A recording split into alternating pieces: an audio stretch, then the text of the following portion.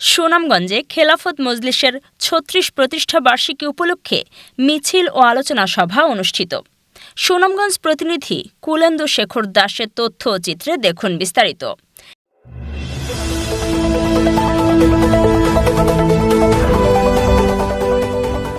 ইনকিলাব মঞ্চের মুখপাত্র শহীদ শরীফ ওসমান হাদির খুনিদের গ্রেফতারের দাবিতে বিক্ষোভ মিছিল শেষে সুনামগঞ্জে বাংলাদেশ খেলাফত মজলিসের ৩৬তম প্রতিষ্ঠা বার্ষিকী অনুষ্ঠিত হয়েছে।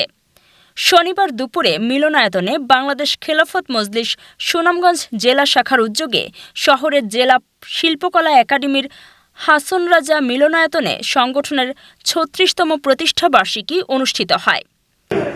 জুলাই আমরা স্বাধীন হয়েছি, নতুন বাংলাদেশ গড়ার জন্য আমরা চেষ্টা চালাইছি, কিন্তু পরিপূর্ণ কাঙ্ক্ষিত আশা আমরা এখনো পুরো হয়নি।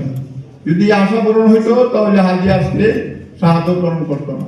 সুনামগঞ্জ জেলা খেলাফত মজলিসের সভাপতি মাওলানা শেখ ইমাম উদ্দিনের সভাপতিত্বে ও সংগঠনের সাধারণ সম্পাদক আক্তার হোসাইনের সঞ্চালনায় আলোচনা সভায় প্রধান অতিথির বক্তব্য রাখেন বাংলাদেশ খেলাফত মজলিসের কেন্দ্রীয় আমির আল্লামা আব্দুল বাসিত আজাদ। সভায় বিশেষ অতিথি হিসেবে বক্তব্য রাখেন সংগঠনের কেন্দ্রীয় সহ সাংগঠনিক সম্পাদক অধ্যক্ষ মোহাম্মদ আব্দুল হান্নান এবং অন্যান্যদের মধ্যে বক্তব্য রাখেন সুনামগঞ্জ ২ আসনের সংসদ সদস্য পদপ্রার্থী সাখাওয়াত হোসেন মোহন, সুনামগঞ্জ ৫ আসনের প্রার্থী হাফিজ মাওলানা আব্দুল কাদির, সুনামগঞ্জ ১ আসনের প্রার্থী অ্যাডভোকেট মোহাম্মদ ফজর আলী প্রমুখ। প্রধান অতিথির বক্তব্যে বাংলাদেশ খেলাফত মজলিসের কেন্দ্রীয় আমির মাওলানা আব্দুল বাসিত আজাদ বলেছেন, দেশের প্রচলিত সমাজ কাঠামোর পরিবর্তনের লক্ষ্যে আদর্শহীন, সুবিধাবাদী ও স্বৈরাচারী নেতৃত্বের অবসান ঘটাতে হবে।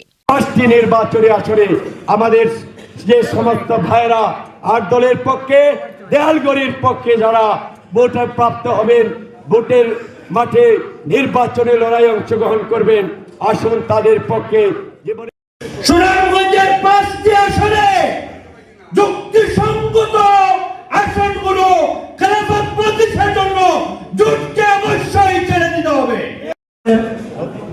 আমাদের এই ওয়ার্ড ইউনিয়ন প্রতিনিধি সম্মেলন করতে যাচ্ছি। এই দিন বাংলাদেশের মানুষের জন্য অত্যন্ত দুঃখের একটি দিন, জাতীয় শোক দিবস। কিন্তু ফ্যাসিবাদের সেই ষড়যন্ত্রের হাত থেকে আমরা এখনো মুক্ত হই নাই। এই ফ্যাসিবাদ ষড়যন্ত্র করতেছে বাংলাদেশকে একটি অস্থিতিশীল পরিবেশ সৃষ্টির জন্য, তারা ষড়যন্ত্রে মেতে উঠেছে। জনগণের আস্থাভাজন সৎ ও আদর্শবান নেতৃত্ব এবং দুর্নীতিমুক্ত সমাজ প্রতিষ্ঠার লক্ষ্যে আমাদের সর্বাত্মক প্রচেষ্টা অব্যাহত রাখতে হবে। একই সঙ্গে চলমান রাজনৈতিক প্রেক্ষাপটে দেশে শান্তি ও ধর্মীয় অনুশাসন কায়েমে সর্বত্র বলিষ্ঠ ভূমিকা পালন করতে সকলের প্রতি আহ্বান জানান। আমাদেরকে সাজাতে হবে, ব্যক্তিগত ইসলামের রঙে আমাদেরকে রঙিন করতে হবে এবং আল্লাহু আকবারের আওয়াজ নিয়ে আমাদেরকে উঠতে হবে।